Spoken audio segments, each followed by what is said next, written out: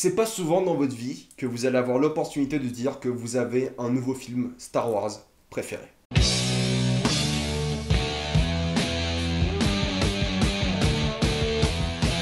Star Wars, les derniers Jedi, avec spoiler. Attention, dans cette vidéo, je vais absolument parler de tout ce qu'il y a dans le film. Il y a plein de trucs à dire, je vais tout spoiler. J'ai une vidéo sans spoiler si ça vous intéresse. Honnêtement, restez ici si vous avez vu le film, l'autre ne servira pas à grand chose. Et on va tout, absolument tout spoiler. Vous savez que je suis un grand fan de Star Wars, c'est ma franchise préférée au cinéma, je l'adore et pour moi elle compte beaucoup. Et j'ai mes a priori sur la prélogie, sur la trilogie, sur la nouvelle postologie qui vient de sortir. Et pour moi, dire que Les Derniers Jedi est mon film Star Wars préféré, c'est fort. Et en sachant que je suis hyper sévère, je vais vous expliquer pourquoi c'est le meilleur Star Wars. On va commencer chronologiquement, comme d'habitude, essayer d'aborder tous les thèmes que j'ai trouvé absolument incroyables dans le film. Premièrement, ce n'est pas l'histoire à laquelle je m'attendais, tout simplement. Je m'attendais pas à une histoire qui est autant de Luke qui entraîne Rey, qui est autant de rebelles contre Empire. Je m'attendais à une histoire qui allait plus se diriger vers un duel Snoke, Luke, Rey, Kylo Ren, et pas du tout. Alors là, pas du tout. Déjà, j'aime bien que le film ne commence pas avec Luke et Rey. On commence avec Poe qui essaie de détruire un dreadnought de l'Empire. Et c'est une petite histoire, c'est un petit truc qui a l'air un peu comme le début de Empire contre-attaque, pas trop grand. Une petite histoire pour introduire justement les péripéties de la suite. C'est pas énorme, c'est juste un petit truc qui commence en douceur. C'est pas une introduction de ouf malade, comme était un peu le réveil de la force avec des trucs, des gens qui meurent, qui explosent, un village qui brûle. Non, c'est juste une petite histoire qui va faire quelque chose de plus grand. Ce qui est dingue, c'est que cette petite introduction est strictement liée à la suite du film. C'est que tout le film, c'est les rebelles qui essaient de s'échapper à l'Empire. Et ça commence parce que Poe était un peu un con, grosso modo. Et aussi parce que l'Empire a réussi à traquer l'hyperespace des vaisseaux rebelles. Mais cette introduction était toute petite, était sympa, il y avait l'humour. On voyait que Poe, c'était juste quelqu'un qui se foutait de la gueule de Hux. Et on voyait que Hux, c'était un gros loser. Et c'est tellement bien expliqué plus tard. Snoke, il arrive, il fait, c'est un gros loser. On va en parler après. Et cette scène d'introduction, on nous a introduit un peu à l'état de la résistance. Elle est fragile, il n'y a plus grand chose. S'il s'échappe pas, la résistance est grosso modo terminée. Poe détruit le dreadnought, il est content, il est un peu abusé. Leia est pas contente, il le rétrograde. Et vraiment, c'était vraiment une bonne scène d'introduction. Ensuite, on arrive vers Rey et Luke.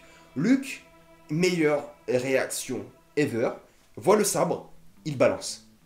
Il veut plus de ça. Pourquoi il est là à ton avis? Il veut plus de ça. J'ai adoré un Mark Hamill un peu à la Yoda, un peu grognon, je veux pas entraîner de Jedi, parce que comme Yoda, j'ai échoué. J'ai vu Yoda sur Dagobah, je sais comment il était, je suis un peu comme lui. C'est pour ça qu'on peut construire des parallèles avec Empire contre-attaque, surtout avec la caverne du côté obscur, etc. Mais ça s'arrête là. Il est grognon, et le truc le plus dingue à propos de Luke, c'est qu'il est lâche. Il a peur. Il est là parce qu'il veut mourir. Il n'en a plus rien à faire. Il a abandonné Leia, d'ailleurs il s'excuse à la fin du film, et il a compris qu'on a compris, en tout cas nous, que c'était un gars qui a abandonné. C'est pas un héros, c'est pas une légende, et c'est ça qu'ils ont très bien déconstruit, c'est que Luke est sur cette île, pas parce qu'il est fou ou quoi, parce qu'il a peur, parce qu'il a abandonné la rébellion, il a fait « Niquez-vous, je sais qu'on peut pas gagner, j'arrête, je me cache, démerdez-vous ». C'est horrible de la part de Luke de faire ça. Il a clairement trahi plus que tout le monde dans la saga Star Wars, sauf peut-être Anakin, gros parallèle encore une fois, tout ce qui comptait pour lui. Et c'était génial. Du coup, Rey le surveille, Rey essaie de voir, essaie de le motiver, essaie de lui expliquer la peur, elle aussi, parce que il y a cette scène où il voit les anciens livres Jedi et lui dit « Ce sont que des mythes, c'est que des histoires, on n'est pas comme ça. On a tous échoué. Les Jedi, dans l'histoire de Star Wars, ça n'a jamais marché. Ça a toujours été un échec total. Et là, ils l'ont très bien prouvé. Et Rey il est en train de lui parler, il lui dit « Je sais que ça n'a pas marché, mais j'ai besoin d'aide. Quelque chose s'est réveillé en moi, et j'ai peur. » J'ai vraiment peur et elle a besoin de quelqu'un. On repart vers Kylo Ren. J'ai bien aimé que Snoke soit introduit de manière chill, là il est là dans son trône. Autour de lui, ont l'air d'être les chevaliers de Ren, quand même, parce qu'on le voit après quand ils se battent. Ce qui est dingue, c'est que Snoke a réussi à expliquer ce qui se passe un peu dans le réveil de la Force. Il a dit, t'es complètement con, t'es vraiment une merde, Kylo Ren, tu t'es fait battre par une meuf qui a jamais tenu un sabre. T'es vraiment un loser. Et à ton avis, pourquoi j'ai mis l'autre con en commandant? Parce que c'est un raté, et j'exploite sa faiblesse. Et c'est exactement ce qu'il fait avec Kylo Ren. Il exploite sa faiblesse, il exploite sa haine, il exploite le fait que c'est un gros loser et qu'il veut ressembler à Dark Vador. Et il se fout de sa gueule, il lui fait « Frère, t'es un gosse ». C'est vraiment ce qu'il dit, il fait « Frère, t'es un gosse, arrête, enlève ce masque, t'es ridicule, t'es pas un Sith, t'es personne, t'es nul ». Et ça énerve Kylo Ren, et ce qui est intéressant, c'est que ça le pousse pas vers le côté obscur, ça le pousse vers le côté lumineux. Ça qui était vraiment brillant, c'est que en l'énervant, en le poussant vers sa haine, ça l'a poussé vers le pardon, vers quelque chose de plus humain. Et ça qui est dingue, c'est que il explique très bien Snoke, et j'ai trouvé ça génial, quand tu deviens plus fort du côté obscur, il y a le côté lumineux qui revient. Si ça c'est pas beau. On voit très bien qu'il se redirige vers le côté lumineux parce qu'il veut pas tuer Leia. Il n'y arrive pas. Pour lui c'était une dernière chance. Je peux revenir à la maison. Je peux revenir. Snoke l'aime pas. En fait, lui il cherche un père. Et quand Snoke elle lui dit non, t'es personne, il recherche quelqu'un d'autre. Et ça, il revient plus tard quand Snoke meurt à lui-même. Il a vraiment grandi dans ce film. Ce qui est vraiment le plus intéressant dans ce film, c'était les moments avec Rey et Kylo Ren. Ce moment où ils se voient. Ce moment où ils s'entendent, ce moment où il y a l'eau qui touche Kylo Ren, ce moment où ils arrivent à se toucher, à voir leur futur. C'était les meilleurs moments du film. Vraiment, c'était les moments les plus intenses, les plus intéressants du film. La rébellion est dans la merde. Luke refuse d'entraîner Rey. Kylo Ren est un peu perdu, il sait pas trop quoi faire de sa vie. Il essaie de tenir un contact avec Rey. Et j'ai adoré l'histoire entre Snoke qui a créé ce pont entre Kylo Ren et Rey. Snoke est génial. Snoke est manipulateur. On sait pas qui c'est, on saura jamais qui c'est. Et ça c'est bien, parce que ça fout le seum à tous les gens qui ont fait leur putain de théorie sur internet et on saura jamais qui c'est parce qu'il s'est fait laver comme une merde et c'est génial. C'est génial parce que comme tous les sites, il manipule, il joue avec les émotions des gens, comme Palpatine. C'est pour ça qu'au début je me suis dit c'est clairement Palpatine, ce type c'est pas possible. Mais non, enfin on sait pas. Et ça qui est génial, c'est que ça reste ouvert. Et clairement il manipule comme tous les sites, et comme tous les sites, il perd dans sa confiance en lui-même. Snoke est mort parce qu'il faisait trop confiance à Kylo Ren. Et Palpatine est mort parce qu'il faisait trop confiance à Dark Vador. C'est pas beau ça, le cycle? C'est pas beau? En tout cas, cette rébellion est à court d'idées. Finn veut s'en aller. Il veut abandonner. Il veut encore trahir son clan, grosso modo. Même si c'est pour sauver Rey, pour une bonne intention derrière. Ça reste quand même fort. Mais Rose le capture. Rose est sympa, sans plus. J'aurais bien aimé qu'elle meure à la fin pour le coup, parce que ça aurait été un bon personnage qui était pas très important dans l'histoire. Rose est sympa et ils ont cette idée de trouver un codebreaker. J'ai bien aimé le petit caméo de Maz en mode avec un jetpack, je sais pas, il tirait sur tout le monde. J'ai bien aimé qu'ils essaient de trouver autre chose à faire. Pendant ce temps, les rebelles sont coincés, ils peuvent rien faire, ils peuvent rien faire. Et Poe Dameron déteste le amiral Holdo. Et on se dit, oh c'est une admirale, c'est pas trop ce qu'elle fait, c'est la meilleure pote de Leia, mais c'est pas trop ce qu'elle fait. Et on se rend compte qu'au final, c'est quelqu'un qui savait exactement ce qu'elle faisait, c'est quelqu'un de brillant, c'est pas pour rien que c'est la seconde en commande après Leia, enfin bref. On verra après. Poe reste avec Holdo et tout le monde sur le vaisseau. Finn et Rose partent sur la planète. Et j'adore ce moment où ils lui font oh, c'est un endroit avec que des rats, que des méchants ignobles, que des voleurs. Et dans ma tête, je me disais s'il te plaît, pas une putain de cantina encore. S'il te plaît. Et c'est là qu'on voit l'aristocratie. C'est là qu'on voit grosso modo l'Arabie Saoudite. Bon, je plaisante un peu, mais c'est vraiment ça. C'est vraiment des gens qui financent la guerre et qui s'enrichissent sur ça. C'est un peu l'Arabie Saoudite dans Star Wars. Il y a de l'esclavage, enfin, c'est l'Arabie Saoudite. C'était génial parce qu'on n'a jamais vu ça, on n'a jamais vu des casinos, des riches comme ça avec leurs boissons, leur alcool, leurs trucs.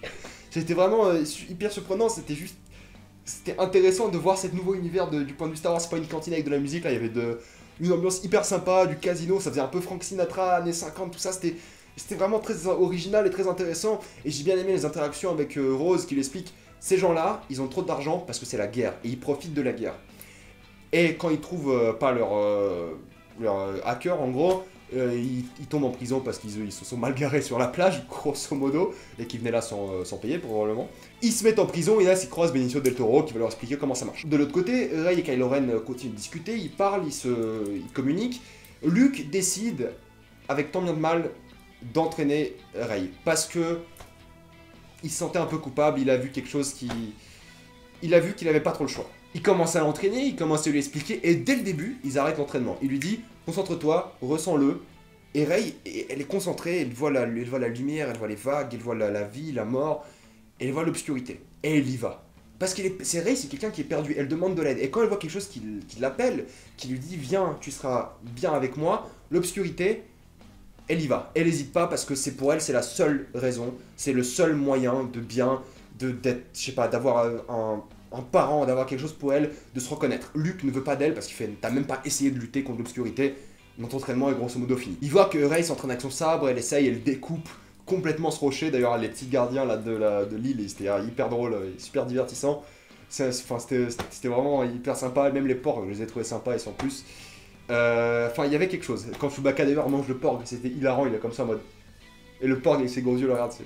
très drôle. Et c'est là qu'on fait le parallèle avec la cave de Dagobah, c'est que d'un côté on a un Luke qui a abandonné la force, qui lui dit je peux t'entraîner, mais il faut que tu sois du côté lumineux. Quand il voit que Rey veut pas, qu'elle va du côté obscur, grosso modo, il abandonne, il fait ça à rien. Je vais t'expliquer, laisse-moi t'expliquer. Dark Sidious, tout seul, a corrompu l'ordre Jedi, grosso modo. C'est ce qu'il dit un peu dans le film.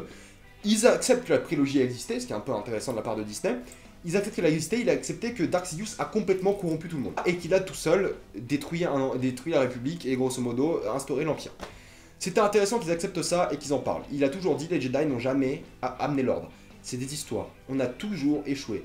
Et Yoda, super caméo de Yoda, on va en parler encore après. Yoda le dit lui-même. Oui, on a échoué, mais il faut que tu expliques les échecs. Le seul moyen d'avancer, c'est d'expliquer tes échecs et de les partager et de ne pas faire les mêmes. Luke lui-même a échoué, il raconte son histoire à Kylo Ren, il lui dit « Kylo Ren m'a trahi, il a voulu tuer tout le monde ».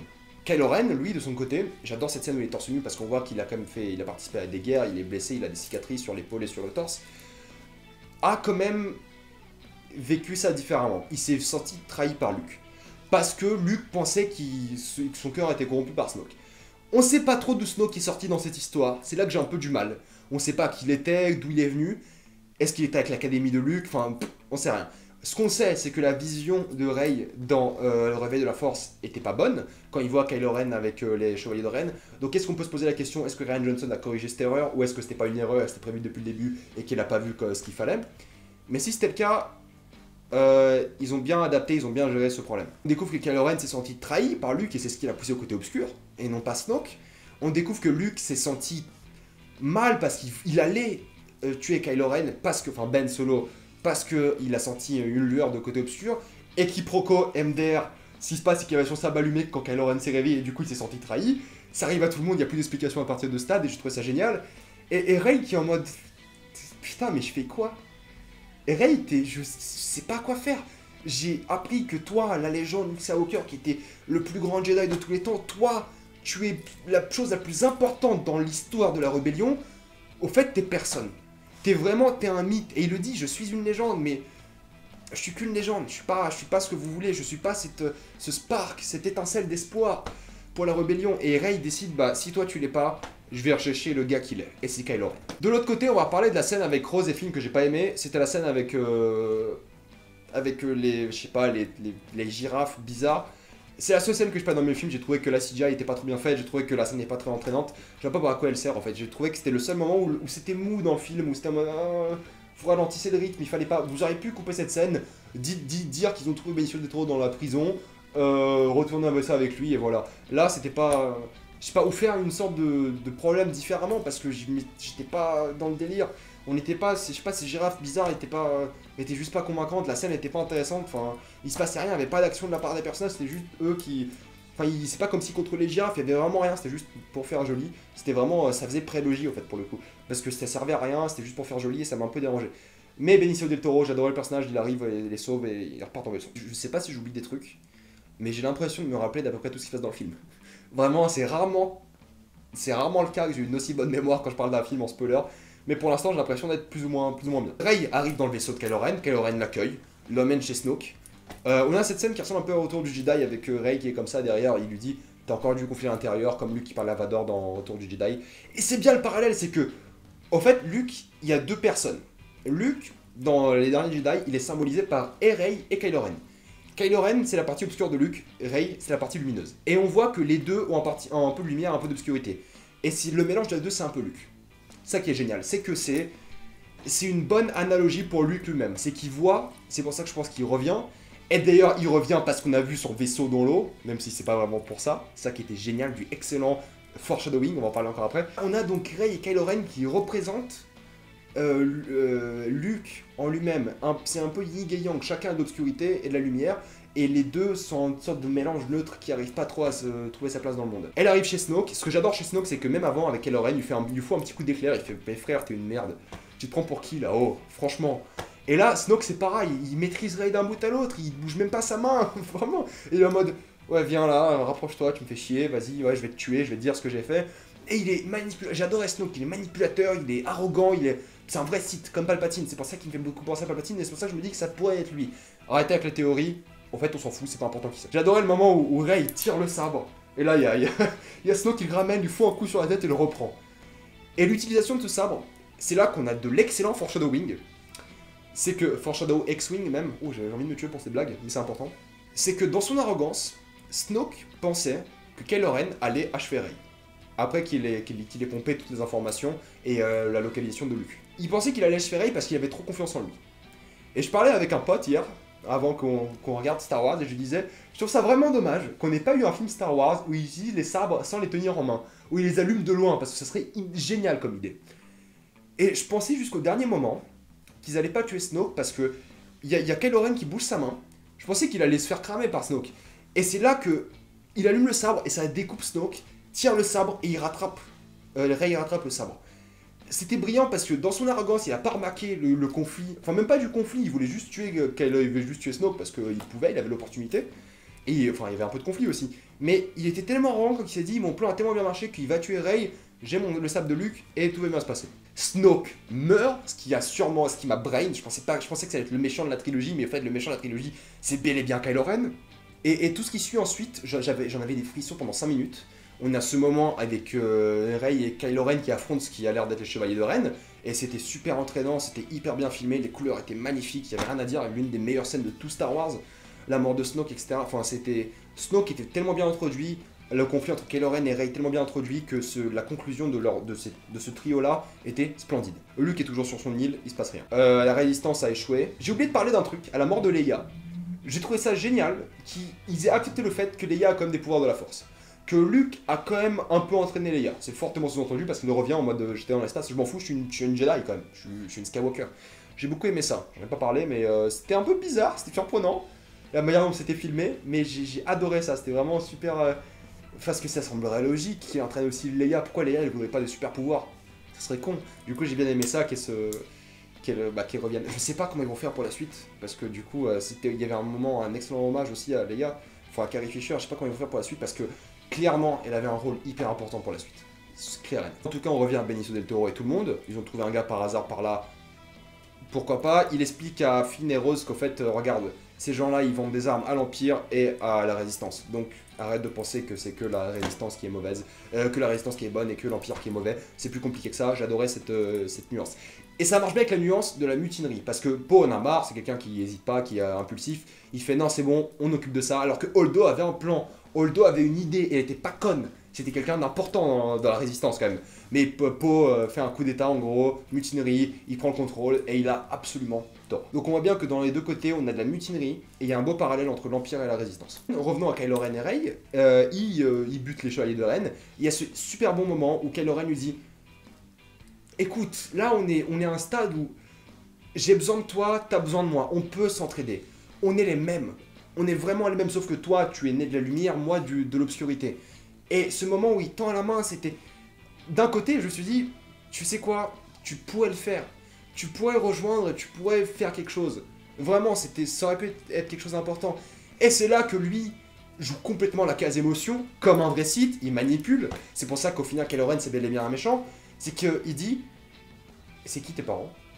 Rey, il dit, mais je sais pas. Si tu sais, dis-le. Et bim, toutes vos théories de merde. Les parents de Rey, c'est personne. Aucune importance, c'est juste des clochards qui l'ont vendu pour s'acheter de l'alcool. Génial. J'adore qu'ils sont pas tombés dans le fanservice en mode oh Snoke c'est Palpatine ou le maître de Palpatine, comment il s'appelle là, le gars là, je sais plus comment il s'appelle le maître, Darth Plagueis. Oh les parents de Rey c'est Obi-Wan ou je sais pas qui MDR. Les parents de Rey, c'est personne. Snoke, c'était personne. Et ils sont pas tombés dans l'erreur du fanservice. Et bravo pour ça, Rian Johnson. Il tend sa main, Rey hésite, chope le sabre. Il brise le sabre dans un moment qui est fort en musique, qui est super joli. Ils explosent, super scène. Là, ils se battent même pas. Ils sont juste partis d'un bout à l'autre. Le sabre est brisé. L'héritage de Luke est donc partagé. C'est un symbole pour le fait que maintenant, Luke a bel et bien choisi son camp. Et que la lumière est d'un côté, l'obscurité de l'autre. Il n'y a plus d'hésitation. Kylo Ren est quasiment à jamais dans l'obscurité et Rey est quasiment à jamais dans la lumière. D'où le fait que le sabre se casse en deux et que ça symbolise vraiment cette rupture entre les deux personnages et la rupture entre l'hésitation de Luke qui va décider de venir. Pendant ce temps, la résistance se fait détruire. J'ai bien aimé le costume de Hux au pressing. On a donc Finn et Rose qui reviennent sur le vaisseau, Benicio del Toro qui les trahit parce que c'est ce qu'il fait, c'est un vendeur. J'aime bien qu'on ne le voit pas mourir, il s'en va, c'est bon, il a rien, il les a trahis, mais bon, c'est son travail, c'était logique. On voit bien tout ce délire, on voit Captain Phasma, le combat avec Captain Phasma était sympa sans plus. Ce qui se passe après, c'est vraiment anthologique, soyons honnêtes. La résistance se met dans une planète, je pense que j'ai tout dit là-dessus. Enfin, tout ce qu'il y a avant. Kylo Ren devient le supreme leader et il l'accepte. Il dit The supreme leader is dead. Long live the supreme leader. Super. Ils sont sur cette planète, un peu à la gouffre de Helm, il n'y a qu'une seule issue. On peut rien faire, on est coincé, l'Empire nous domine. L'Empire arrive avec des... C'est quoi, c'est les AT-AT, c'est ça ils arrivent, ils se posent de nouvelle génération AT-AT. La résistance, elle a pas grand chose, elle a quelques vieux vaisseaux pourris, du sel et des trucs de cristal chelou qui s'en vont dès qu'ils peuvent. Enfin, il y a rien, ils sont vraiment foutus, quoi. Donc là, on est à un moment où on se dit comment la résistance va s'en sortir. Et le truc le plus bête, c'est qu'on se dit, bah forcément, la résistance va s'en sortir grâce à Luke. Il va arriver, il va défoncer tout le monde. C'est plus ou moins ça. Ce qui s'est passé, que j'ai trouvé génial, c'est que il a vraiment... Rian Johnson a cassé les codes de Star Wars. On n'a pas, dans ce film Star Wars, un combat au sabre laser. Il n'y en a pas. Il n'y a aucun moment où deux sabres laser se touchent dans ce film. Je crois, peut-être un peu Kylo Ren et Rey, mais vite fait. Peut-être pas parce qu'ils étaient à côté, là. Il n'y a aucun moment avec ça. Il a sacrifié un héritage qui était Star Wars. Je pourrais pas faire de vidéo en disant que le combat du 8 c'est le meilleur combat, parce qu'il n'y en a pas. Il y avait un petit combat avec Rey et Luke qui était sympa, avec Luke qui commence à utiliser la force, d'ailleurs on voit qu'il tombe pas, il se stabilise. Et il y a de ça. Ils ont bien joué sur l'héritage avec Yoda aussi, dans le sens où Yoda revient parce que Luke recommence à utiliser la force et Yoda est toujours avec lui. Et lui explique que ce que je vous ai dit tout à l'heure, c'est qu'il devrait apprendre des erreurs des gens et de son erreur. Yoda, d'ailleurs j'adorais ça, qu'il y ait une tempête et qu'il aide Luke à brûler son truc, il fait... On s'en fout des codes, on s'en fout de l'histoire.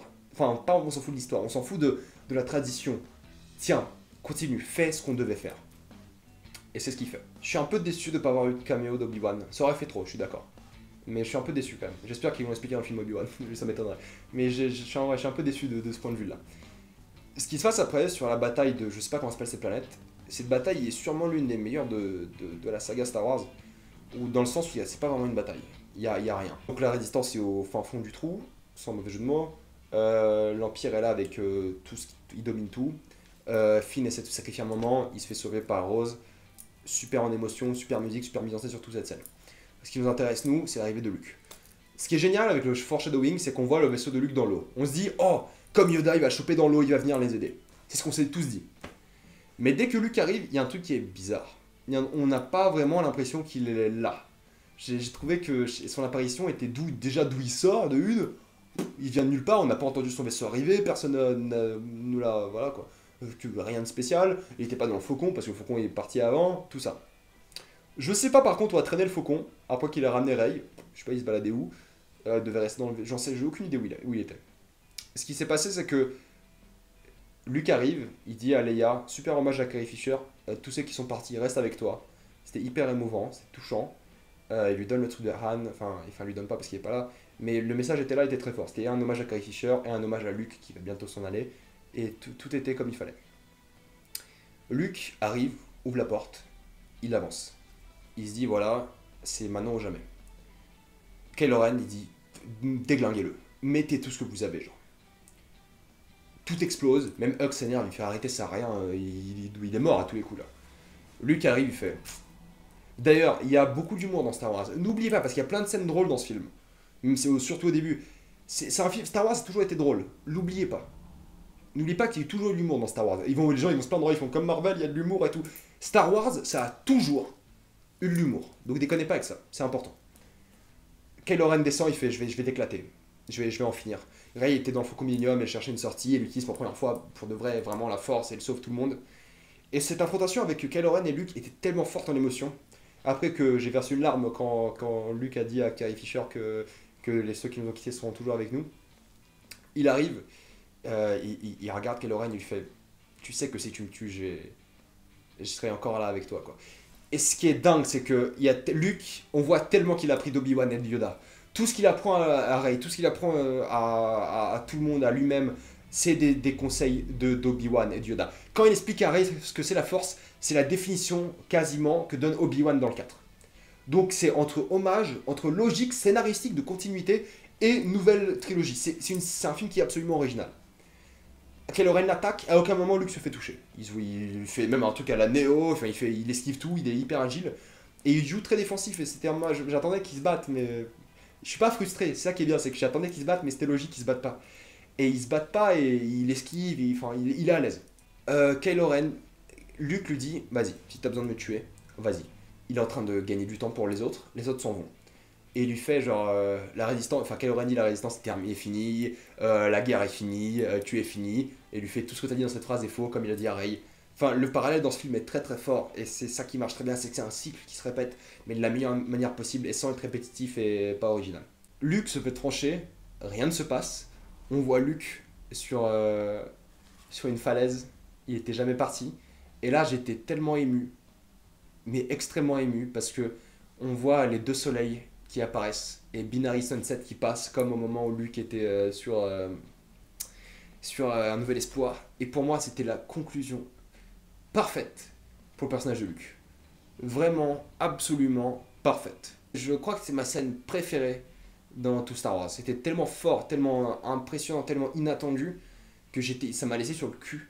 Bah, jusqu'à ce moment où je fais la vidéo, ça m'a vraiment atomisé, quoi. J'étais en mode, vous avez gagné, quoi. Vous avez créé, vous avez joué avec un truc que je connais depuis que je suis tout petit, et vous l'avez tellement bien développé d'une manière mature, intéressante, originale. Vous avez changé pour toujours le mythe de Star Wars, tout en y gardant l'essence principale, le cœur de Star Wars.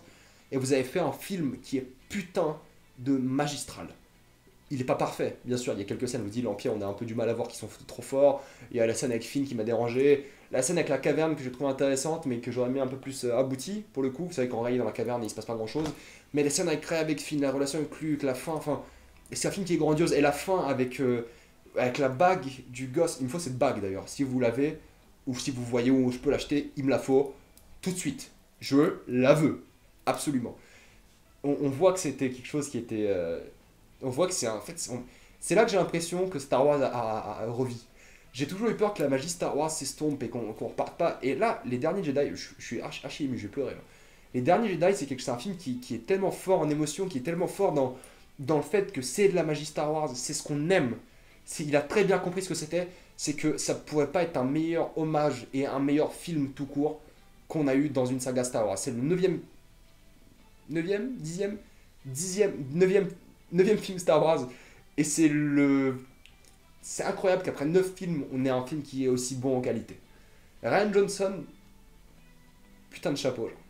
Putain de chapeau. Il y a rien à dire de la fin, il y a un super plan de fin avec un peu cette famille qui se crée dans le Faucon Millenium, l'étincelle de la résistance, le petit gosse qui chope son balai comme si de rien n'était, il avait la force, l'histoire de Luke qui se raconte. Enfin, Luke est devenu une légende, Luke est devenu un mythe, et la fin avec la bague, le ciel, le gosse, fin parfaite. Mais fin, 10 sur 10. Rian Johnson, félicitations. Je me suis un peu emporté, je suis un peu ému. C'est ça que j'aime bien dans les critiques à chaud, c'est que j'ai l'occasion de me laisser aller niveau émotion, c'est que c'est l'émotion principale quand je suis sorti du film. Et l'émotion principale quand je suis sorti de ce film, c'est que c'est grandiose. C'est grandiose et que c'est mon film Star Wars préféré pour toutes les raisons que je viens d'expliquer, pour tous les thèmes, pour toutes les idées, parce que c'est un film avant tout étant Star Wars, enfin bref. Un excellent putain de film. Je sais pas combien de vous d'entre vous regardez la vidéo jusqu'au bout, mais je vous remercie. Comme d'habitude, mettez dans les commentaires ce que vous avez adoré, détesté. Si j'ai oublié un truc, comme d'hab, je mettrai un commentaire avec du spoiler. Là, vous avez le droit de spoiler, faites-vous plaisir, dites-moi ce que vous avez adoré, détesté. Partagez Star Wars avec amour. Si vous avez détesté ce film, expliquez aussi pourquoi. Si vous avez adoré ce film, partagez l'amour de Star Wars, dites aux gens d'aller le voir, il le mérite. Rian Johnson mérite d'avoir une trilogie juste pour lui, vraiment. Et je suis content que Disney ait fait le choix de lui laisser une trilogie juste pour lui parce qu'il a compris ce que c'était Star Wars. Mieux que tout le monde, mieux que J.J. Abrams, mieux que George Lucas lui-même quand il a fait la trilogie. Enfin, c'est un truc de ouf. Moi, je vous dis à la prochaine fois, suivez-moi sur Facebook, sur Twitter, il y a plein de vidéos qui vont sortir dès la semaine prochaine, des vidéos spéciales, des vidéos intéressantes, bref, plein de trucs. Merci pour les 8000 abonnés, abonnez-vous, suivez-moi sur Facebook, Twitter, moi je vous dis à la prochaine fois, salut à tous.